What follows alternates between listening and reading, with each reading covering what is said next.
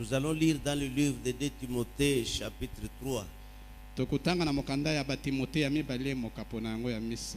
16 à 17. Toute écriture est inspirée de Dieu et utile pour enseigner, pour convaincre, pour corriger, pour instruire dans la justice, afin que l'homme de Dieu soit accompli et propre à toute bonne œuvre. Et propre à toute bonne œuvre. Seigneur Jésus, nous bénissons ton nom, Seigneur. Nous te demandons de nous parler ce soir au nom de Jésus. Amen. Aujourd'hui, nous sommes encore ici à notre poste de travail pour parler de la part du Seigneur. Ainsi, nous avons lu dans le livre de Timothée pour que l'homme de Dieu soit accompli et propre à toute bonne œuvre. Ainsi, nous avons reçu un prophète. Je vous rappelle que nous avons reçu un prophète. Je vous le redis, nous avons reçu un prophète. Un pasteur n'est pas un prophète. Un pasteur doit se conformer à ce que le prophète a déjà dit. Parce que dans ce jour, je vois que les gens sont en train de chercher le buzz. Au lieu de prêcher les enfants de Dieu, au lieu de leur enseigner les écritures profondes de la parole. Alors je veux un peu parler de Branham le typologue.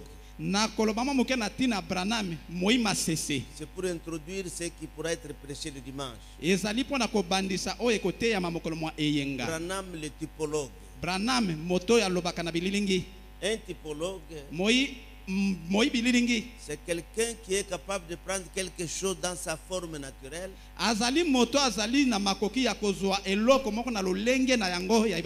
et comprendre cela dans sa forme spirituelle.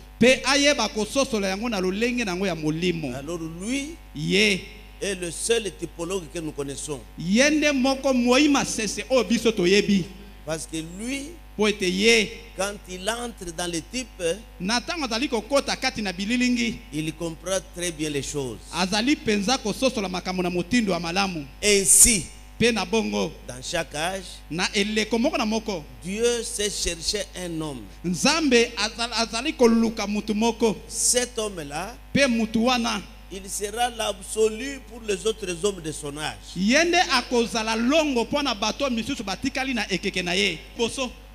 Au temps de Jésus de Nazareth, il parlait aux apôtres.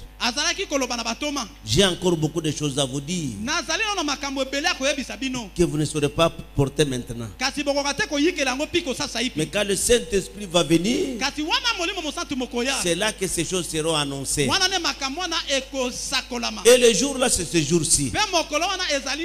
C'est toujours le message de Jésus, mais dans un stade avancé. Amen. Amen. Écoutez mes précieux frères. Dieu, tout ce qu'il a, quand il a commencé depuis la Genèse, il y avait toujours des types.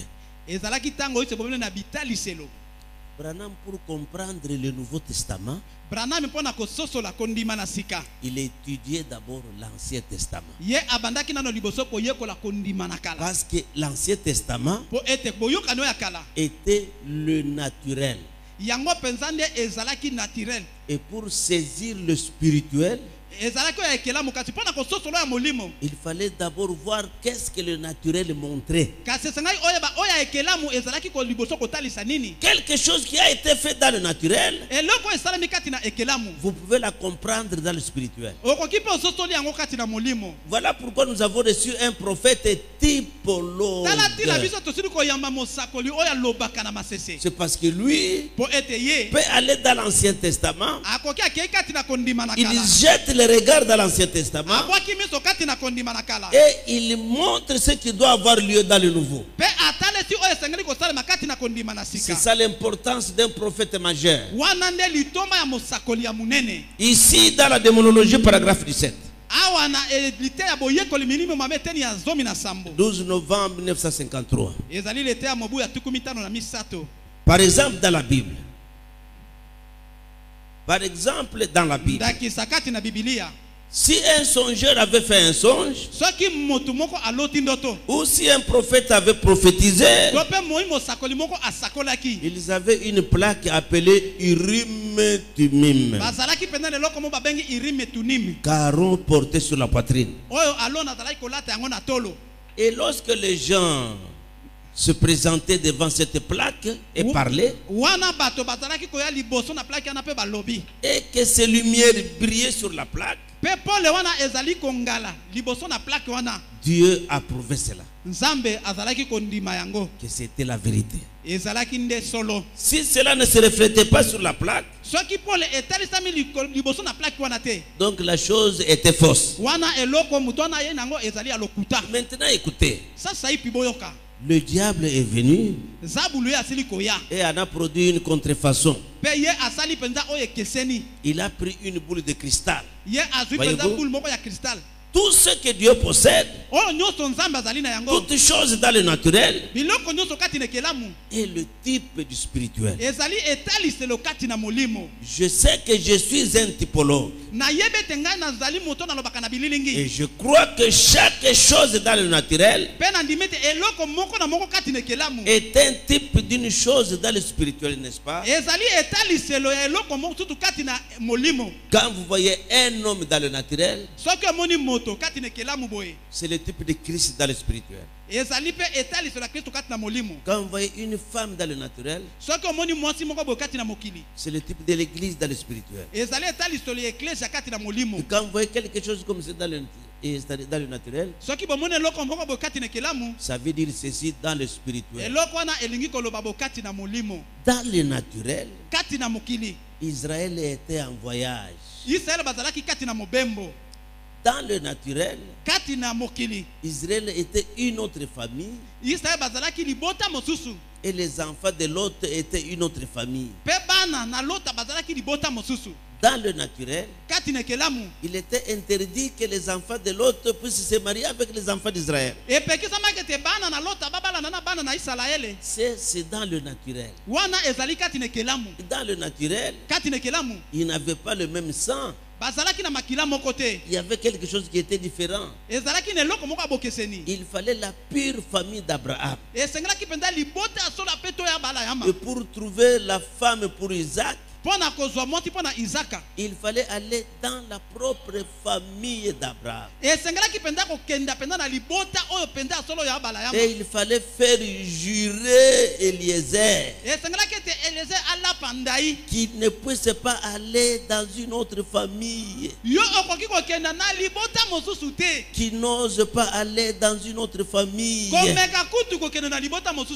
Jure-moi, Eliezer, ne va pas dans une autre famille. Jure-moi, Eliezer, ne pars pas dans une autre famille. Eliezer a juré, je n'irai pas dans une autre famille. Amen. Ces choses-là, c'est le fondement de ce que nous croyons. C'est là le fondement de notre foi aujourd'hui.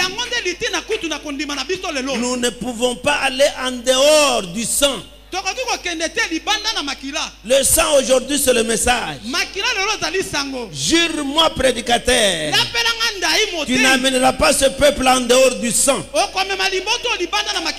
Jure-moi, prédicateur, Tu ne vas pas amener ce peuple en dehors du sang. Oh frère, Israël a oublié ce fondement. Et quand vous prenez dans Esther, nous allons voir ça le dimanche lentement. Donc pour vous montrer comment les gens sont sortis de la ligne. Comment les gens qu'on appelle des anciens sont sortis de la ligne. Sortir de la ligne.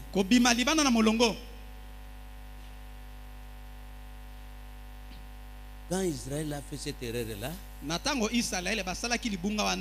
et le frère Branham me dit, il y a eu un bain du sang qui n'a jamais existé en Israël. Il fallait que ce peuple puisse divorcer toutes ces femmes-là. Il fallait qu'Israël puisse divorcer avec toutes ces femmes-là. Pour du sang. En dehors de la ligne. C'était un sérieux problème. Branham vient. Il est le typologue. Il prend la même chose là. Il lui dit, aujourd'hui, Dieu n'a jamais pardonné ça. Et vous, le pasteur, vous prenez vos croyants, vous les poussez d'aller dans la chose pour mourir. Ce n'est pas possible. Est-ce que vous n'avez pas bien vu la chose là d'une bonne manière? Écoutez. Ici dans le sceau de Dieu, au paragraphe 51, il dit, eh bien, vous dites, je suis typologue, c'est vrai. Je sais une seule chose. Si je me dirige vers mon ombre et que je vois à quoi ressemble mon ombre, j'aurai une représentation de ce à quoi je ressemble.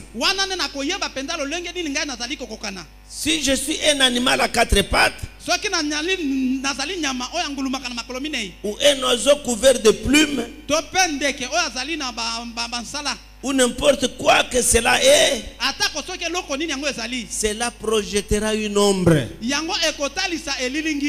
Est-ce que vous me suivez là-bas? Cela va projeter une ombre. L'ombre, ça montre à peu près comment la chose sera quand elle sera là. Quand nous prenons donc l'ombre du mariage mixte, quand nous prenons l'ombre du mariage mixte, qu'est-ce qui était arrivé là? Qu'est-ce qui était arrivé là? Et ça nous allons voir le dimanche. Donc c'était la mort. Si vous le faites aujourd'hui, ça fera la même chose, la mort. Mais la mort de ce jour sera spirituelle. Donc tu viendras toujours à l'église, mais un cadavre. Donc tu viendras toujours pour prier le Seigneur, mais un cadavre. Aujourd'hui, c'est le 3e exode. Et le frère Branham nous dit, dans chaque exode, il y a la mort des enfants. Donc le premier exode, il y avait la mort des enfants au temps de Jésus. Le deuxième exode, et je parlais, et le premier exode c'est Moïse. Il avait la mort des enfants. Donc le deuxième exode, au temps de Jésus, il y avait la mort des enfants. Le troisième exode, au temps de Branham, il y a la mort des enfants. La mort des enfants au temps de Branham, Branham dit, c'est la mort des enfants dans le mariage mixte. La mort des enfants dans le mariage mixte. Frère, vous allez épouser dans le monde, vous êtes perdus pour l'éternité. Je vais vous le prouver le dimanche. Que celui qui épouse dans le monde, celui-là est perdu pour l'éternité.